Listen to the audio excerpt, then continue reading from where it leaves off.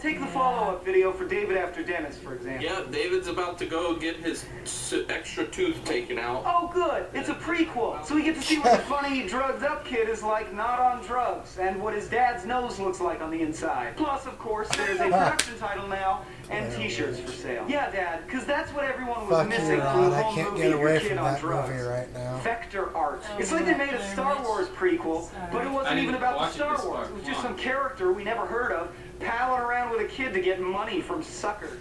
It's sad, you know?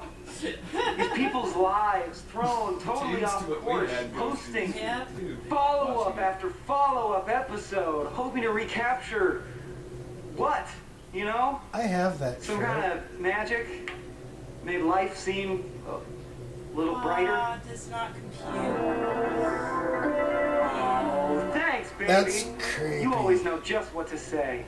Well, that about does it for this episode, folks. I've been your host, Roy Michael Slam, and this has been Does Not Compute. Are creepy. Allow me to show you everything.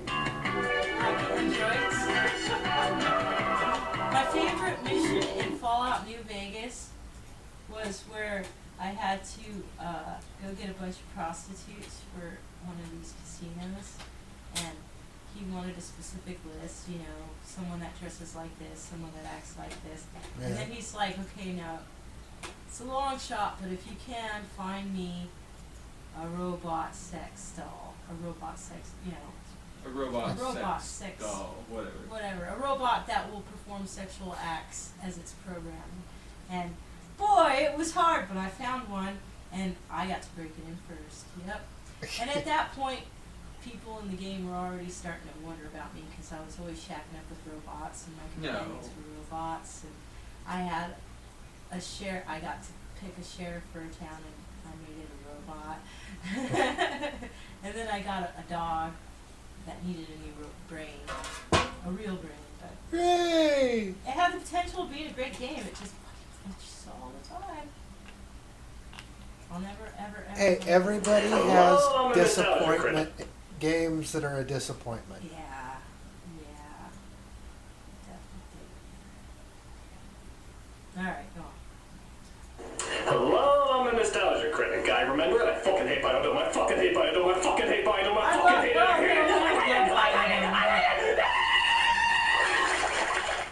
Thank you. Anyway, I fucking hate Biodome.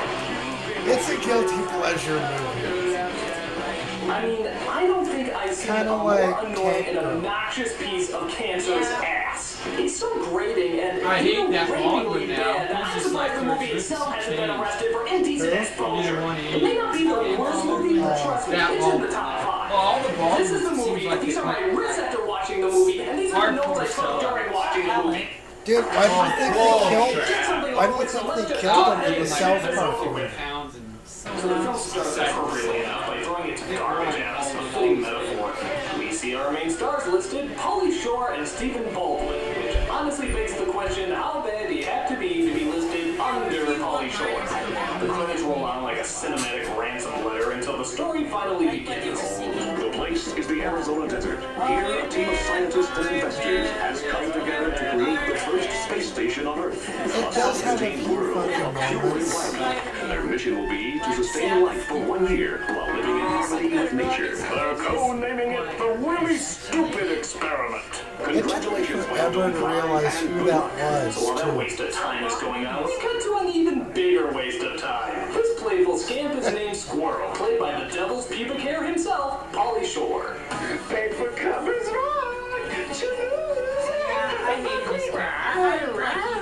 That was the first line. Literally, the first line he says makes me want to lobotomize myself. We have to watch a whole movie Him with or this Andy genius. Dick? Andy Dick. Now, for those of you who are young and have no idea who Pauly Shore is, Because Andy Dick in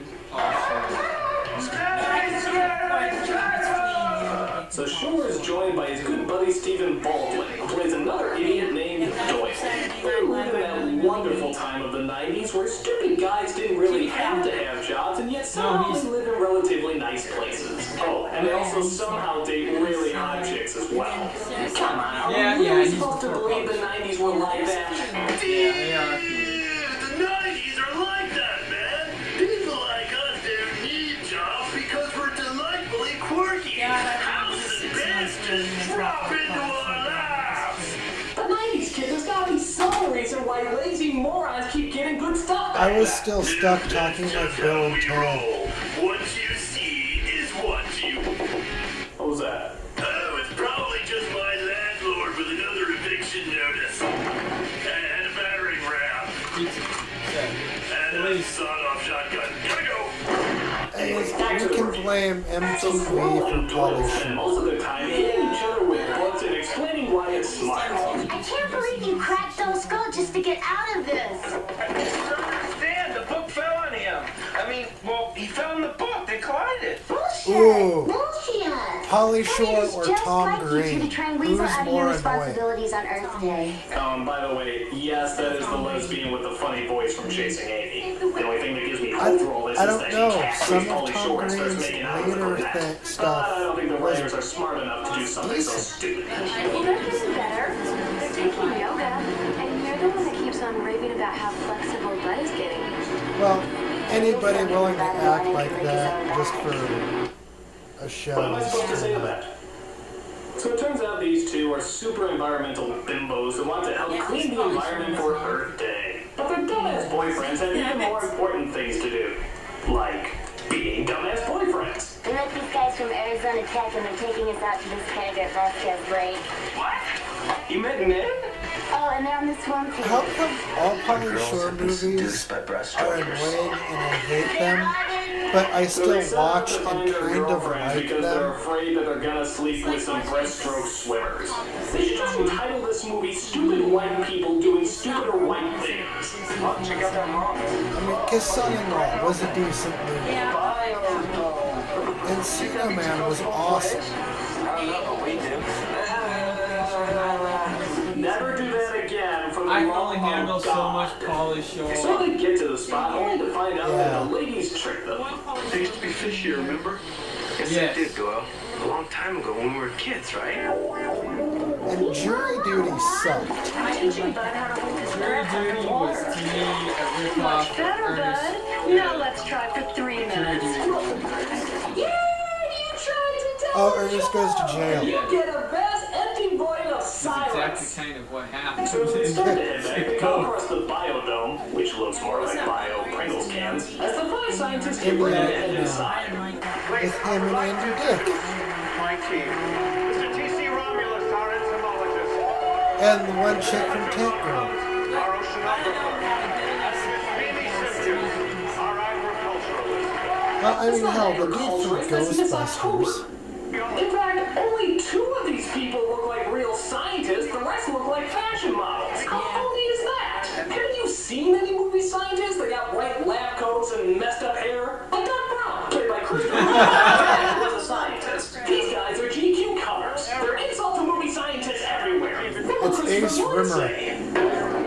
That's what that era. That's what kind of reminds me of. Oh, by the by, does this head scientist look familiar to you at all? I'll tell you what's hazardous. You're facing federal prosecution for at least a half a dozen environmental violations. That's right, it's Walter Peck from Ghostbusters. And yes, he's an environmental douche in this movie too. But one day, a new world's far, far away. So Squirrel and Doyle sneak Typecast, away I into guess. take a piss while the Nazi from Blues Brothers seals the biodome up with the scientists inside.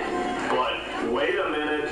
Oh no! I feel sorry for him. He's always going to be known as the Nazi from the Blues Brothers Or in their movie. case, shenanigans.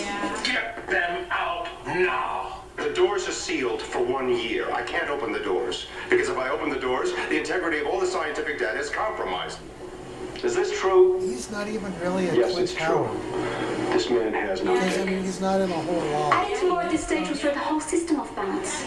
little Old system. guy? The old guy with the white hair. Ah, yes, let's go over this Yeah, again. he was a- They can either just open the door up and let them out, simply starting the countdown over again, or they can let these idiotic time bombs stay inside and most likely destroy everything. But do these morons stand behind it? The environmental impact of big Okay. So because space So is he tight, is a they had to Clint have them Howard. stay in the janitor's closet, where the idea for this movie probably should have stayed. For the blanket.